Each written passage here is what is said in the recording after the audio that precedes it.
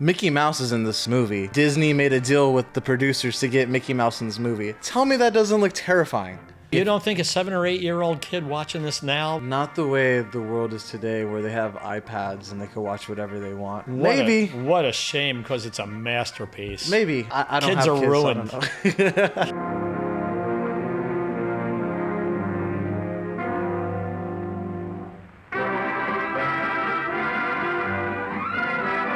Welcome to The Real Generation Gap. My name is Shane.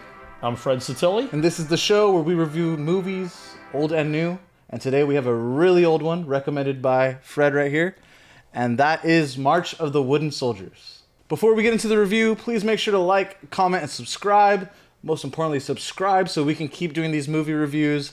And let's get straight into it. Okay, and I want to get straight into it because this was my recommendation for a holiday movie. Yeah.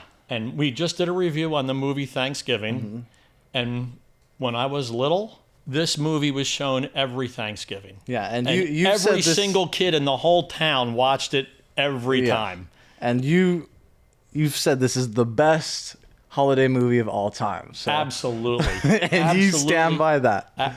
Absolutely. And the funny part of this is that people here in California, no one has ever seen this movie here. I've mentioned this over the last 25 years, and people, what? The March of the what? I'd never heard of this. Anybody from New York, New Jersey, Pennsylvania, or something knows every line of this movie. Really? You think people younger than you, because this came out in what? 1934. 1934. Right. So you were probably, what, like 40 by that time? Or... Right. Exactly. No, but you think, really though, you think people today still know this movie over there? Oh, absolutely. Yeah. Absolutely they do. Yeah. Okay. And that it's shocking to me that no one here does. It's shocking to me because every line is a cliche. The circumstances that take place in this movie has absolutely everything.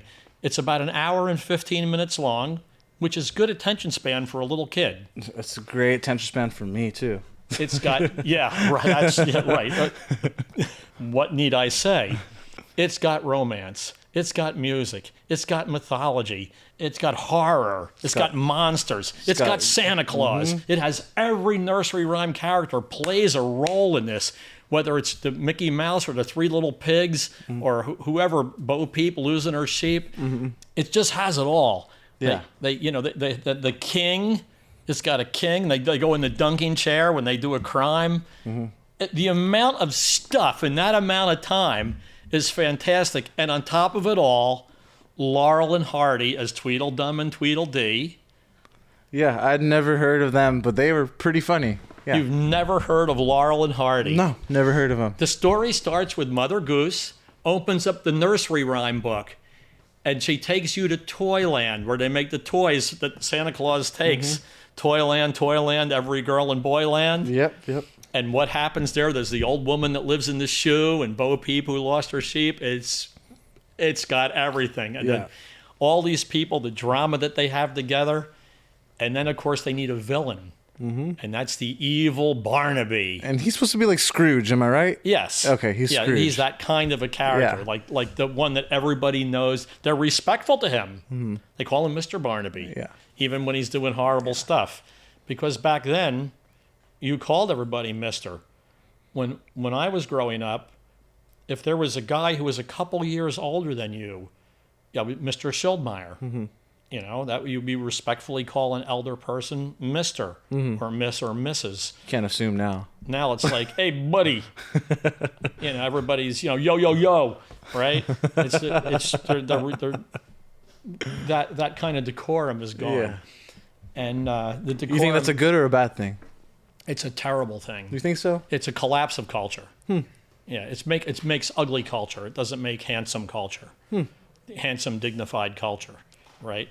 So anyway, this movie, this guy here, Felix Knight, Tom the Piper's son, a wonderful top tenor.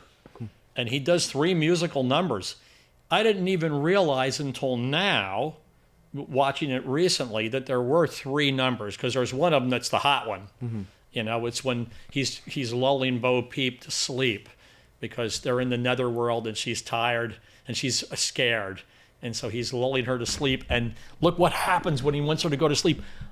Little gnome guys come and sprinkle fairy dust over them to make them fall asleep, right? The sand in your eye, like the sand. You see the Sandman. Yeah. Everybody's in this movie. Nothing's left out. Yeah, so when I first turned it on, it's very much gave me vibes like The Wizard of Oz. Like it's an actual set, and you could tell it's like theatrical versus cinematic, I would say. You know, it's very theatrical. Totally. Right. Everyone presents themselves towards the audience. You know, it seems like a theater piece. And the music was very Wizard of Oz, like seemed very like old school movie. And I was pretty much like, oh, I don't want to watch this. Then my friend came over while I was like, you know, a few minutes in. He's like, what the heck are you watching? And then somehow we both got super sucked into it. We kept saying, what the heck are we watching? What the heck are we watching? But we enjoyed it. And I find it funny that this was made for kids because I found it kind of tormenting and kind of really scary. Kids were tougher then. Kids could handle it. Kind of scary because the monster they face is the boogeyman. Mm-hmm. What could be more classic than the boogeyman? Exactly. Yeah, this is the first movie with boogeymen, and they were scary, right? Mm-hmm. Their faces and everything were horrifying. What I found more scary than the boogeyman, though, was first of all, Mickey Mouse is in this movie, and Disney made a deal with the producers to get Mickey Mouse in this movie. Tell me that doesn't look terrifying. Do you have it? Yeah, play? It's very sardonic. Look how he moves. Yeah, he was a marionette.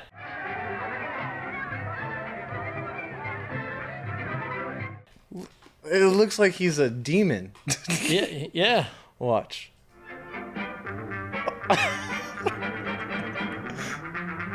Yeah, and there's the Hey Diddle Diddle, the cat and the fiddle. The cat was kind of scary too. The cat was scary, yeah. It was very scary. Yeah, you see he's a marionette. You Yeah. don't see any strings though, do you? No strings. And so I just found it very creepy.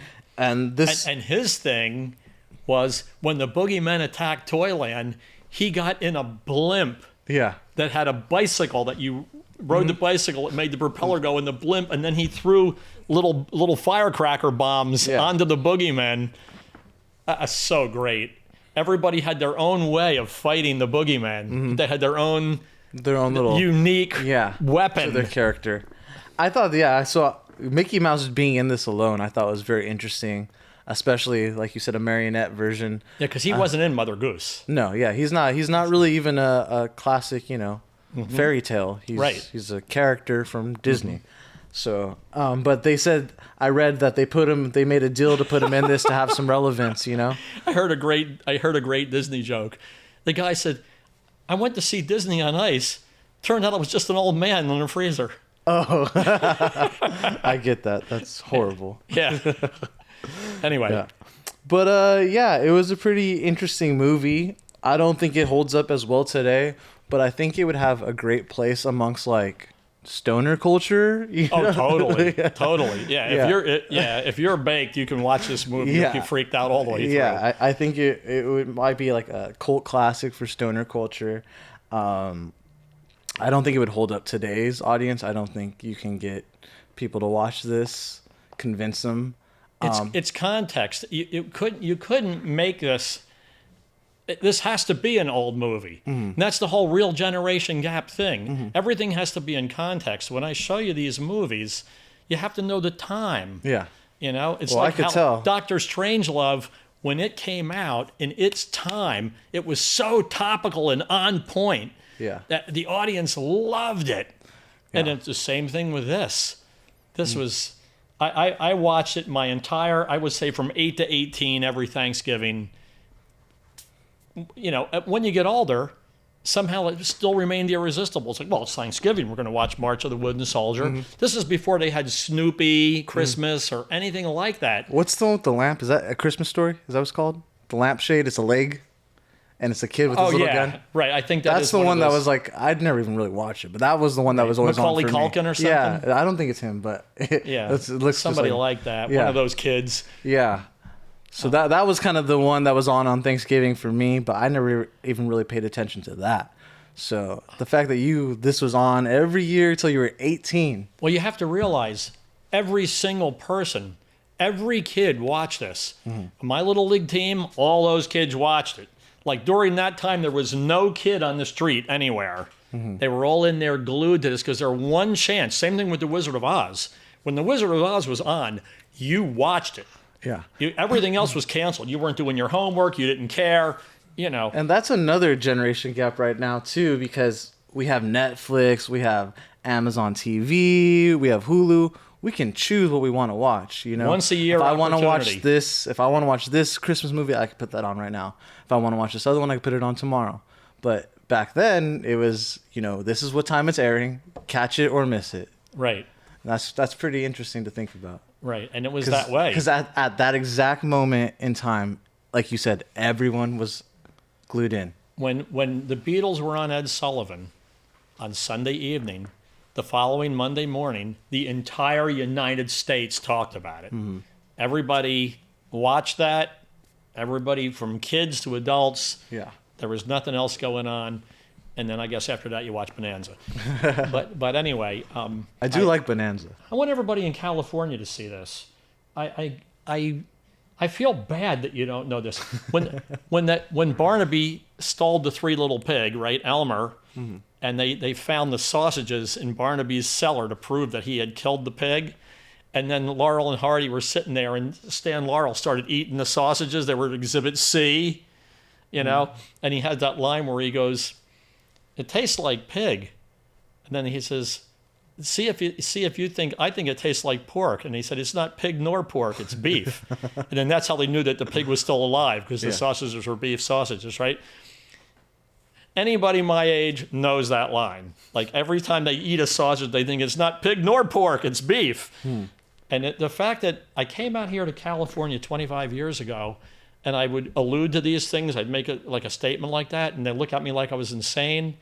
It's sad to me. Yeah. It really is. It's like you missed your whole childhood.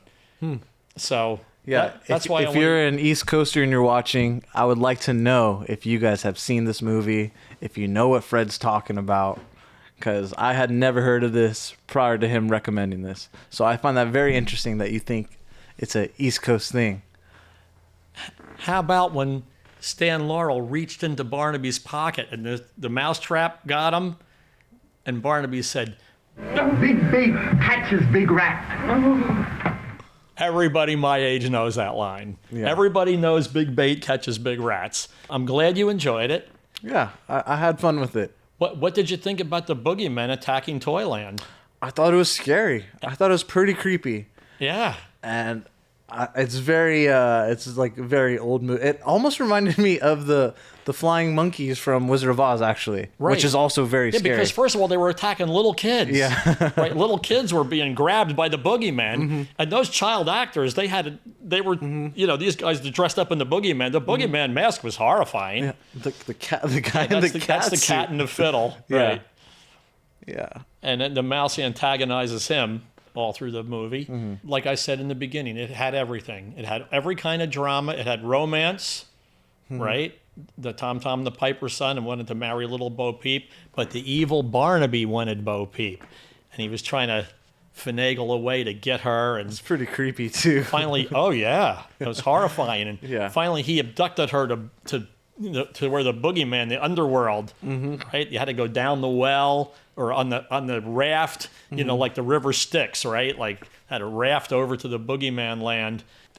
That movie covers a lot of ground, a really lot of ground. There's a lot of people in it, a lot of sub stories, and like you said, it's not that long. It's like 4 or 5 episodes of The Honeymooners. How they covered all that. Those Honeymooner episodes are like 20 minutes long, and they tell you this gigantic story every one. This was the same way. They got a lot in there. Yeah. And of course, the original's in black and white, which is the only way to see it. I saw the recolored version, or the colored version. Yeah. And how was the coloration?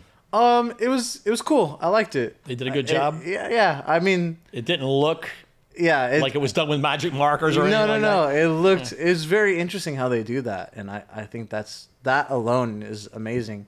And I believe they colored it in the 80s. Colorization is a process which began when computers first became introduced to the film process in the 1980s. Most notoriously when Ted Turner bought up the entire MGM library to start Turner Classic Movies, and before that TNT Television.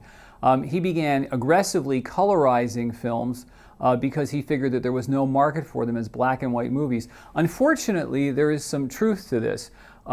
Surveys have shown that 50% of your audience will tune out immediately upon seeing a black and white image. You lose 90% of your audience with a subtitled film. And so the colorizing old movies seem like a way to bring these films into the future and wring some additional dollars out of them. Of course, it destroys the values of the films, the black and white cinematography. You know, so yeah, I don't know. I think maybe if you showed it to like a super little kid, they might be interested, but I just don't think it would hold up today. I think you don't think a 7 or 8 year old kid watching this now wouldn't be enchanted with it? Not the way the world is today, where they have iPads and they can watch whatever they want. What a shame, because it's a masterpiece. Maybe.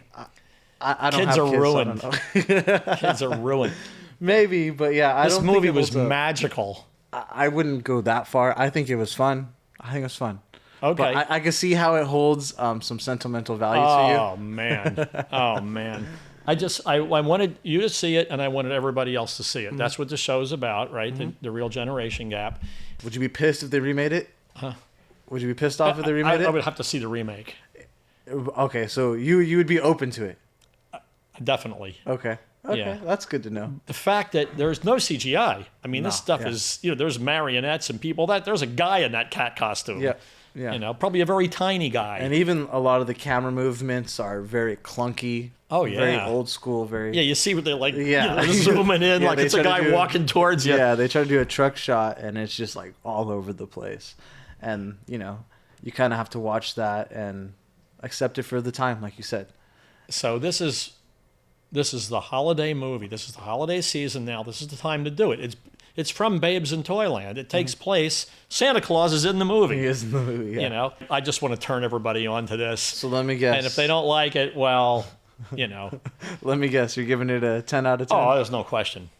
Yeah. It's almost in a class by itself. It's almost as you said, you see the Wizard of Oz. I think the Wizard of Oz was just before the war, right? It's like 39. Sure. I'm not sure. Something like that, right? And they had the color part, right, when they started to invent that. This is before that, and it's trailblazing stuff. And Laurel and Hardy were huge superstars of comedy at a time when comedy was mostly slapstick. There was the Charlie Chaplin and Buster Keaton stuff, and they were inventing all this. And I think that style of comedy really does hold up. Like, it's just pure comedy, Right. It's just fun. It's fun. You always like to see someone Yeah, get hit in the back of the head. And that just happens over and over, like these two guys. And it's even the very end shot of the whole movie. We won't spoil it, right?